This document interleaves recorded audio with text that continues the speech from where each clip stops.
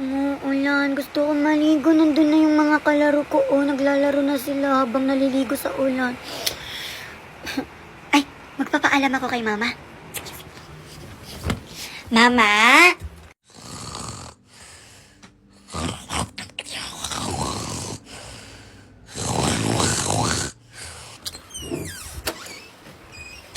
Oh, bunso, anong balita? Napayagan ka bang maligo sa ulan? Hindi ako natuloy na nagpaalam, kuya. Natutulog si mama. Baka magalit lang sa akin.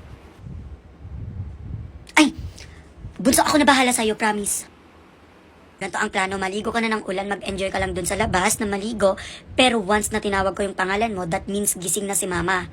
And dapat, pag tinawag ko yung pangalan mo, bilisan mong magbihis at magpatuyo ng sarili para hindi ka niya makita na basa, okay? Sure ba yan? O sige, go na. Ako na bahala kay mama. Ala, ayoko umasa, kuya, ha? Ako na magbabantay sa kanya. O sige, pupunta na ako. Basta, shh, huwag mong sasabihin kay mama, ha? O sige. Sasabihin mo sa akin pag gising na si mama para mabilis akong pupunta dito.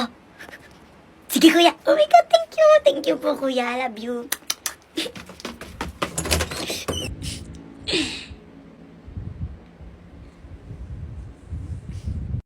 Yay! Ay, ay.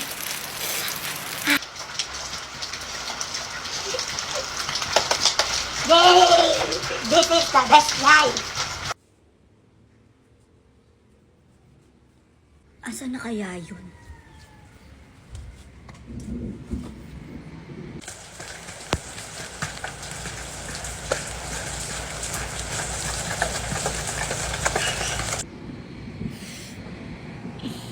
Lagot ka sa akin.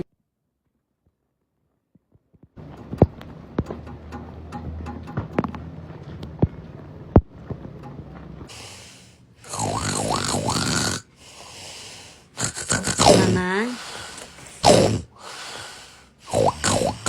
Mama? Mama? Mama? Mama? Oh, napra, bakit? Mama, si Bunso ang kulit. Sinabihan ko na siya ilang beses. Kasi gusto niyang maligo sa ulan. Eh sabi ko, delikado maligo sa ulan. Lalo na sobrang bata pa niya. Diyos ko, baka matuyuan siya dyan sa labas. Ano? Ayaw magpaawat, mama. Nandun na siya sa labas, naliligo. Tignan mo, mama. Diyos ko, ang kulit. Kanina ko pa siya pinagsasabihan na bawal. Kasi lalo na hindi pa alam ni mama na maliligo ka. Sabi ko, pero pinipilit pa rin. Ngayon, nandun na siya sa labas. Tignan mo, mama. Ang kulit, promise. Ayaw mapagsabihan ni Bunso.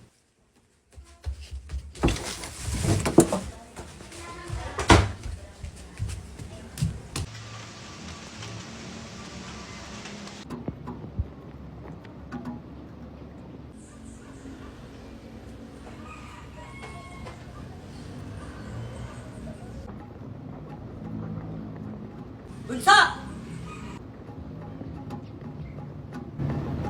Mama! Uwi!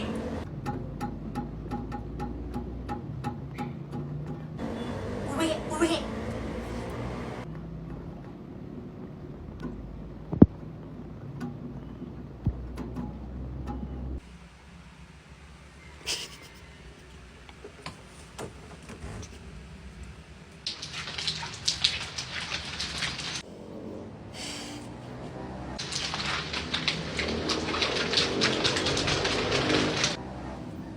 Bilisan mo! Ay,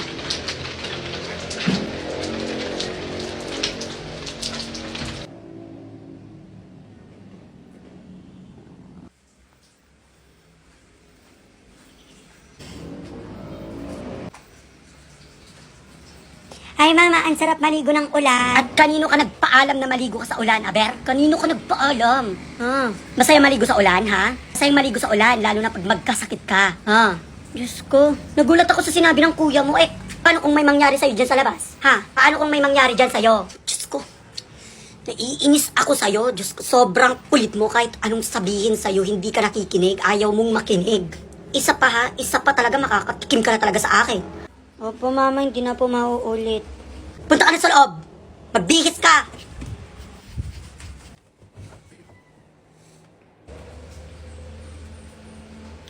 Visit na kuya yan. Akala ko isa-save ako. Hindi naman pala. Ano sabi mo, ha? Wala po, mama. Ang ganda mo.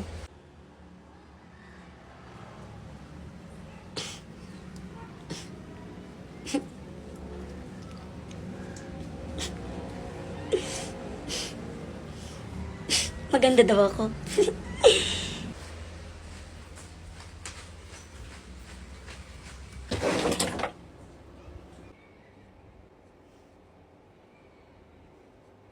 Okay, Ninang. Imagine waking up in the morning tapos gantong view ang bubungad sa'yo. Good na good talaga ang morning mo, mare ko. Hi, mga pare kong tunay! This is part 2 ng Baguio Vlog. Gising ko wala na akong kasama sa kwarto. Tapos, pagbaba ko, nakabihis na silang lahat, ako na lang hindi. Usapan kasi namin talaga, i-maximize yung oras. So, maaga pa lang dapat nakapagbihis na ang lahat. Kasi we can stay longer here sa Baguio. Dahil kay Bagyong Nando. Pal kasi. Ako na lang talaga hinihintay nila. Ma, please tumabi ka muna dyan. Huwag ka na sumabay. Binibilisan ko na rin naman yung kilos ko, kaso mabagal talaga ako magbihis. Diba? Ang dami namin! Kaloka! Maaga raw ang gising. Kaso alas 6 na kami natulog. Mare, wala pa talagang isang araw na nagstay kami dito sa Baguio. Balak pa namin puntahan yung Mines View, yung Grotto, yung Laperal House, kaso wala na talagang oras. Ending, ang napuntahan lang namin yung mall tsaka Burnham. Pero mare, nagulat ako kasi maraming nagpa-picture sa akin. Thank you po ng marami!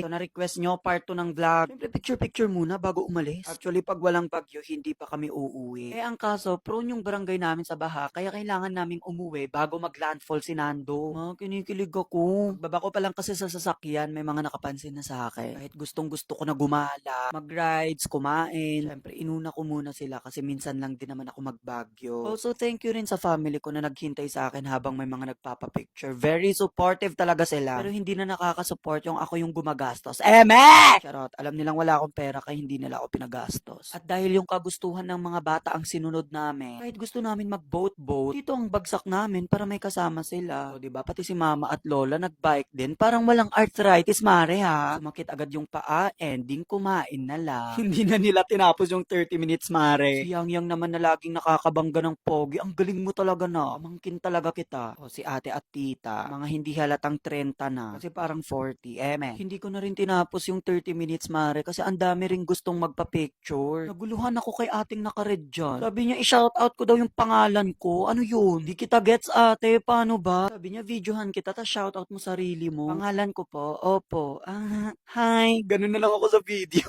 Pero ang cute ni ate. Kahit nabitin ako mare, nag-enjoy ako dito sa Baguio. Pagpasok namin sa loob, alangang sa labas, nag-iisip na si Yang kung anong rides ang sasakyan niya. Pero the moment na pumasok kami, gusto na niya talaga mag-skating. Kasi nakita niya yung mga mabibilis na nag-i-skate, gusto rin daw niya. Tapos yung mga gulong ng sapatos nila umiilaw. Siyempre kahit nakakangalay mag-smile, go pa rin. Dahil yung mga bata ang nasusunod, sa bump car kami mare. Kaloka, diba? Pero si Yang gusto niya talaga mag-skate. Iyak na nga siya kasi sabi namin hindi safe. Dahil ang daming natutumba mare, as in tumatama yung mukha nila, tapos yung iba nasusugatan. Kaloka, diba? Para pati kami mag-enjoy, di pinantos na rin namin yung bump car. Kaloka yung tatlong babae na, inipit ako. Pero ang cute nila kasi tinatawanan nila ako nung sinabi ko, pinagkakaisahan niyo ako ha. Kaloka araw nga, binangga mo ko, ang sakit ng puwet ko na. Dahil mission successful na ako, napansin na ako nung poging foreigner dyan na kasama namin mag-bump car. Binangga ko siya na, ay nag-smile siya sa akin. Ayan, na-board na si bakla. Kasi narating ko na yung success At talagang pinilit nila mag-skating, bahala kayo dyan. Yakin pa naman tong si Ria, kaya sabi ko, natumba ka or nadulas ka, tapos umiyak ka, alis na agad tayo. Ay, si bakla kahit nasasaktan, hindi talaga siya umiyak. Unang salang pa lang, bagsak agad. Though naaawa kami sa kanya kasi lagi siyang nadadapa. Pero syempre, gusto niya